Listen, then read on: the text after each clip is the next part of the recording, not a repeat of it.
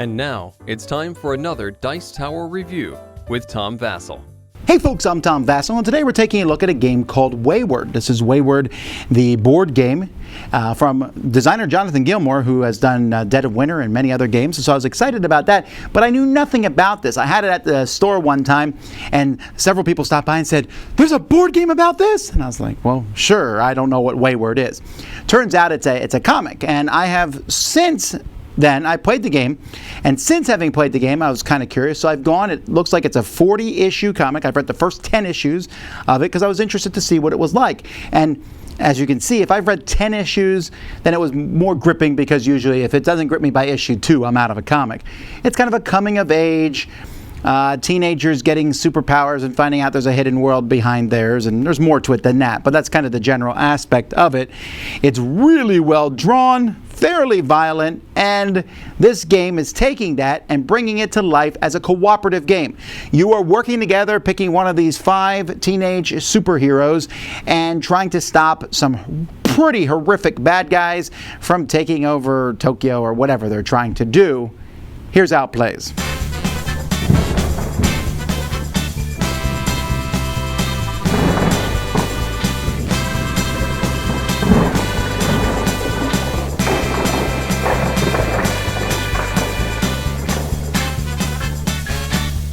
At the beginning of the game, you're going to pick which bad guy you're going to be fighting against. So you pick through these. Each of them will have a very specific setup on how to set them up. And then on the back, they have an objective of how you beat them and how they will change the rules of the game. So for example, in this setup here, I'm set up to fight against the spider. You need to beat him by destroying, or beat the spider by destroying all their proxy tokens. And if the weave unravels completely, the players will lose. And then this will tell you how you do those and how these different tokens will come into play. And there's a very specific setup. So I've done some of the setup here. And players are going to be picking one of the characters from the game. So you're going to get the character you're going to have at the bottom here. You're going to have trackers where you will track. You're going to be able to upgrade your heroes as the game goes by. It also tells you a special ability you have, and then it talks about a special ability that you can use. This special ability that you can use can be upgraded on one of your tracks. Like this emotional outburst here costs 3 energy to use, but as this track moves up, it will cost 1 less. And then it gets even better. Then it costs 1 less again, and then it even gets better as you move it up on the track. Over here we have this board, which means this is the weave unraveling, and you don't want the weave to unravel completely because you can lose that way. However, a player on their turn could deliberately do it to get the energy shown in the middle of the circle. So I might move it from here to here to get 4 more energy. It's a tempting thing to do, but it's also extremely dangerous. You're going to have tokens here that are going to match whatever bad guy you're fighting. So here we have these different tokens, and once this reaches the yellow part of the track, then some of the tokens are going to come off, and you'll be adding other tokens in depending on what color track you're in, white, yellow, or black. And what a player is going to do on their turn is they're going to pick one of these tokens, and they're going to get that much energy that they're going to be able to spend on their turn. However, something bad is going to happen usually. In this case, all the blue yokai, or one of the blue yokai, is going to attack. Here, we're going to spawn more green and blue and red yokai on the board. By the way, I should mention at this point, I don't know how to pronounce any of these names. I read it, but I didn't hear how all of them are pronounced. So if I'm mispronouncing a name, I apologize. But anyhow, you're going to bring out these bad guys, and then you'll flip it over. And when all of these are flipped over, then a player is going to be forced to turn them all back up. And this is also where you would draw an event card and see what happens. And bad guys are going to attack. And you can do that early. You don't have to wait till they're all flipped face down. But when they're all flipped face down, you have to. Now on a player's turn, they're going to be taking their character and they're going to be moving around and doing actions on the board.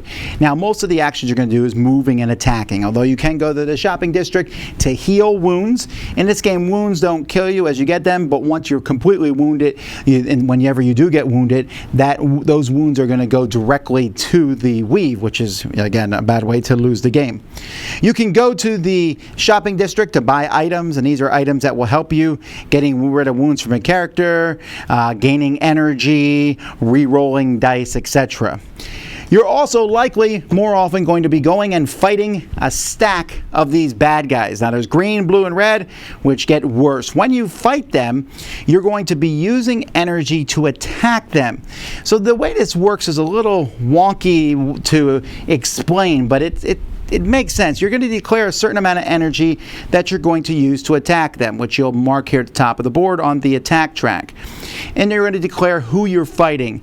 So a simple way here would be to attack just this Oni here. So the Oni has a strength of 0 to 6. I know that because it says it on the card. They have 2 white dice, and whites have on them 0, 1s, 2s, and 3s. So therefore the highest I could roll is a 6. The lowest I could roll would be a 0. While the Rokubi behind him is a 2 to 10 because they're using yellow dice, and then there are black dice, which are even worse. So when I attack the Oni, let's say I'm going to use 4 energy. I spend 4 energy to attack it, and I failed here because I rolled 2 3s. That's a 6, and I only spent 4. But had I rolled this here, for example, then this would be the attack of that creature. I'd be able to take that out, and I won. Hooray! Now, as you get special abilities, you'll have a chance to re-roll dice.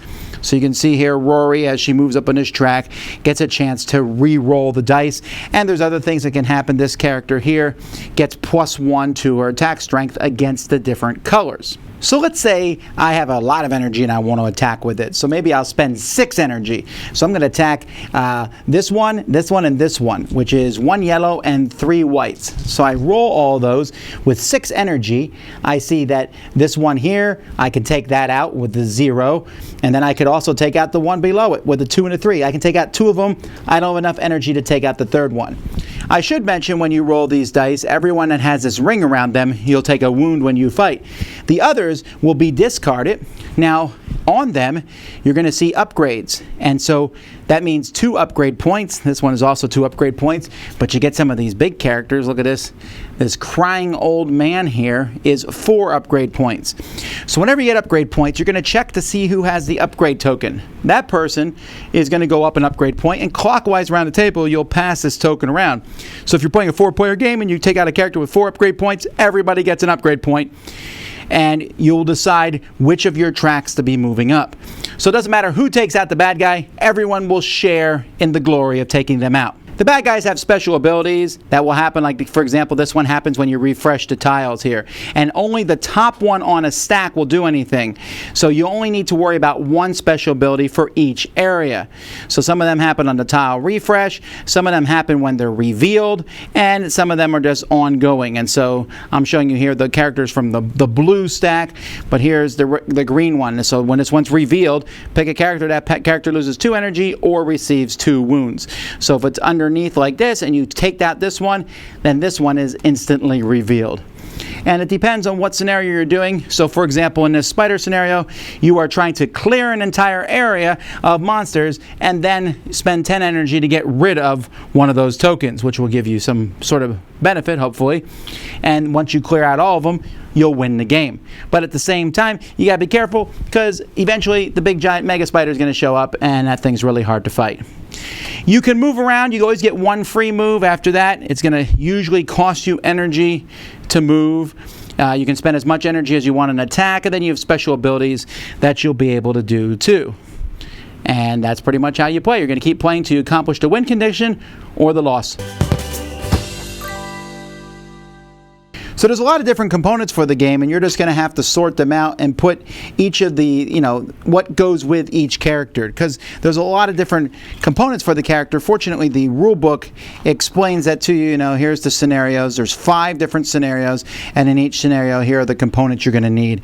And I thought that the cards did a pretty good job. I mean, you have really big cards here. This tells you how to upgrade the character, and then here's a story about the person on the back of them. And I really like how these look. The artwork in this game is fantastic. It looks exactly like it does in the comics, and there's not a lot of symbols. It's pretty easy to understand what your board does as you move up these tracks.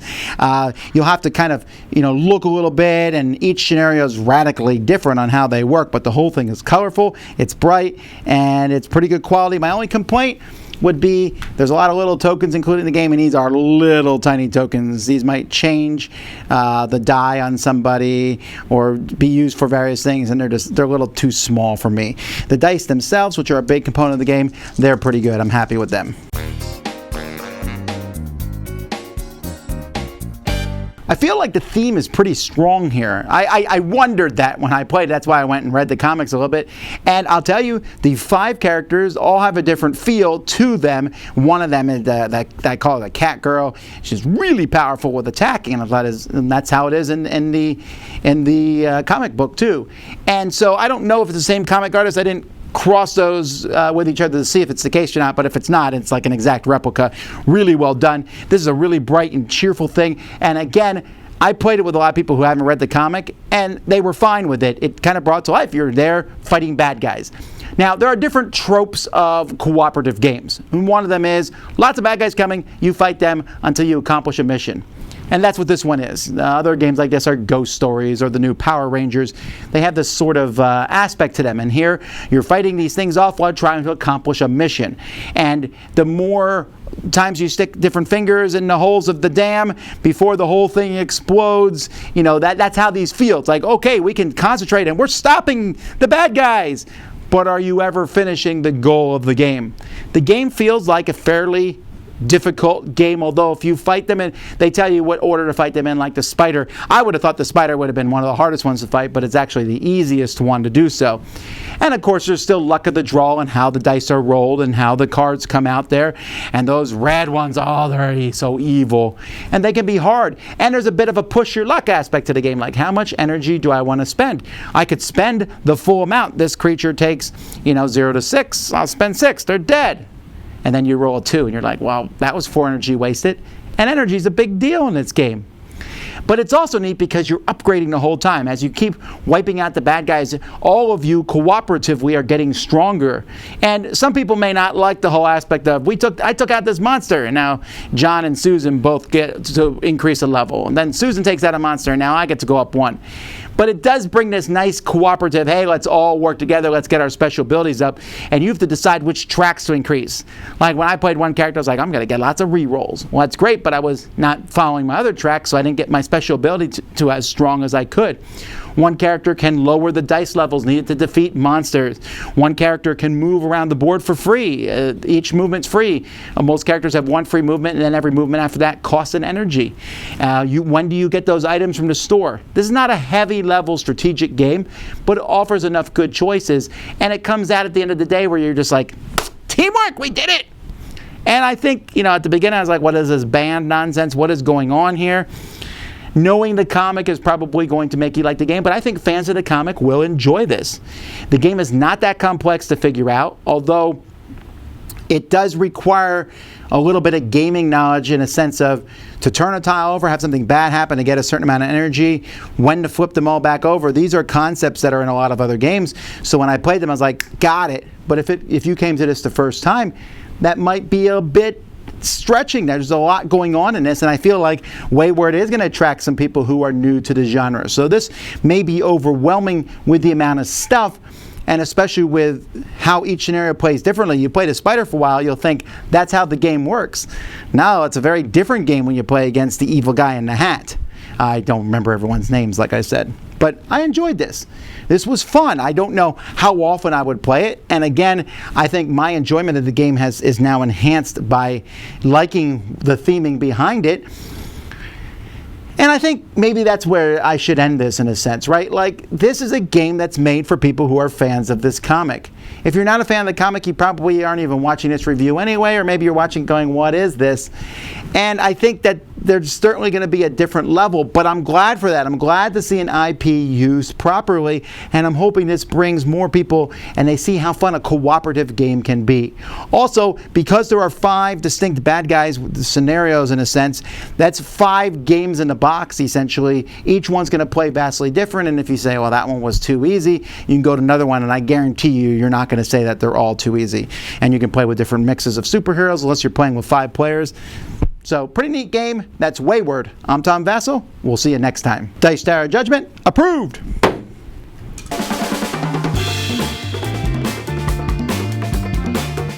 Thanks so much for watching another Dice Tower video. If you enjoy our videos, subscribe to the channel for more fun, comprehensive board game coverage. Also, consider joining us at one of our events. Come to Dice Tower Retreat, a small, intimate gathering where gaming is king. Join us for Dice Tower Cruise, the largest board game cruise.